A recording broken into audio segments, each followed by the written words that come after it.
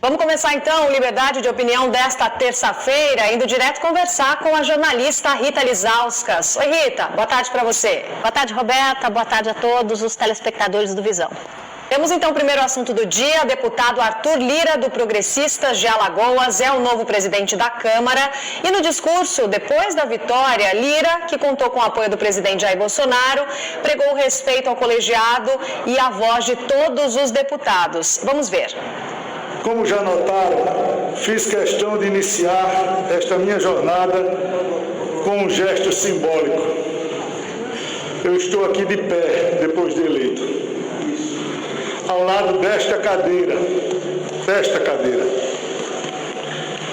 do presidente ainda vazia, fazendo este discurso de posse de pé, em homenagem a todos os presentes, de todos os partidos, aos que votaram e aos que não votaram em mim.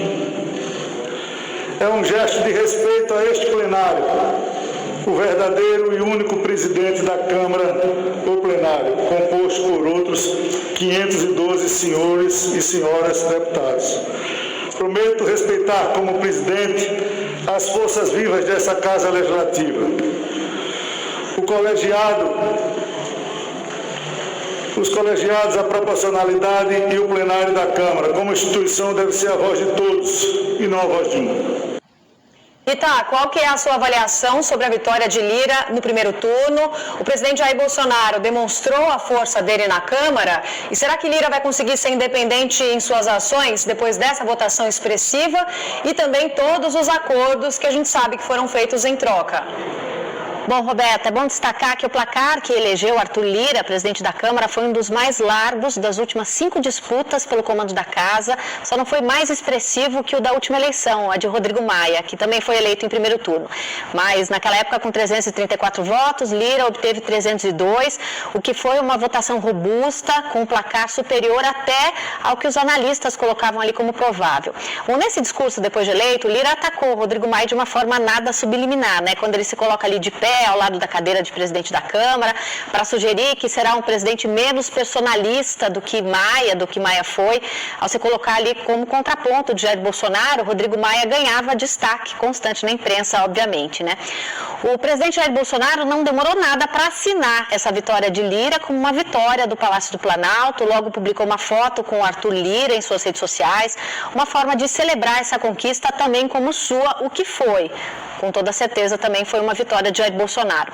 Além de derrotar Rodrigo Maia, que era um inimigo declarado seu, Bolsonaro garante, em tese, quando elege o seu candidato favorito, alguma segurança contra as questões que podem prejudicá-lo pessoalmente, como o impeachment ou o seu governo, como os CPIs, e teria também, em tese, uma Câmara trabalhando pelas pautas que interessam o governo.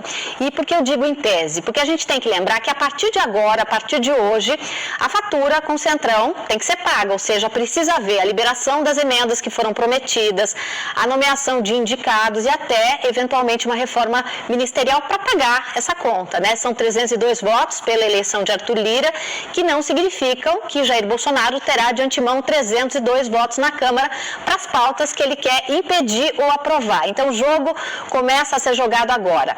Para a agenda andar, o Bolsonaro precisa fazer política, a tal velha política que ele tanto jurou que não ia fazer, e tem que acomodar os interesses de quem votou no candidato dele à presidência da Câmara. É impossível a gente não lembrar que Jair Bolsonaro se elegeu negando o Centrão, negando essa velha política, o fisiologismo, o toma lá da cá. Foi por isso, inclusive, que ele encheu os ministérios de militares, tanto em postos estratégicos de primeiro escalão, segundo e terceiro escalões, dando a entender que os militares são mais competentes, que são mais técnicos, que não são políticos, né? Colocando essa palavra política com essa conotação negativa. Mas ele vai ter que rever isso, porque ele tem muitos interesses para acomodar. Eu queria lembrar só um levantamento que foi feito pelo TCU no meio do ano passado, que havia apontado mais de 6 mil militares da ativa e da reserva em cargos civis no governo do presidente Jair Bolsonaro, o que era mais do que o dobro do que havia no governo do ex-presidente presidente Michel Temer. E aqui a gente tem um ponto. Essas vagas vão continuar com os militares ou ele vai passar essas vagas para o Centrão? Porque os dois, militares e políticos do Centrão, talvez não caibam em um governo só. Se Bolsonaro tiver que tirar os militares para acomodar o Centrão, ele vai ter que convencer a sua base mais radical, que é em prol da governabilidade que ele vai fazer isso. Ele vai ter que convencer os seus apoiadores de primeira hora que não estão sendo traídos, que ele não está sendo cooptado pela velha política que ele jurou combater. Então aí tem um desafio para Jair Bolsonaro e também para o presidente da Câmara, Arthur Lira, a partir desse momento. Roberta. Agora, Rita, em seu primeiro ato como presidente da Câmara, Lira anulou o bloco do seu principal adversário, Baleia Rossi, por causa de um atraso na hora do registro. A decisão de Lira impacta diretamente a formação da mesa diretora da casa. Vamos então ver o que Lira disse sobre essa decisão. Eu estou afirmando que o ato foi necessário para que nós possamos não dar um pé na porta, Dani, mas um freio de arrumação para que os deputados saibam que o que manda na nossa casa é, primeiro, a coletividade, segundo, o regimento interno. E o regimento interno ele foi rasgado na tarde de hoje, todos os meios de comunicação deram, e o que era normal até ontem não será de hoje por diante. Apoiadores de Baleia Rossi disseram que vão ao Supremo para tentar anular a decisão do novo presidente. Claro que a gente vai acompanhar. Agora, Rita, qual que é a sua avaliação sobre o primeiro ato de Lira como presidente da Câmara? Lira foi muito rigoroso ou foi correto com o regimento ao anular o bloco de Lira? Com essa atitude, ele já mostra como é que deve conduzir a Câmara daqui para frente?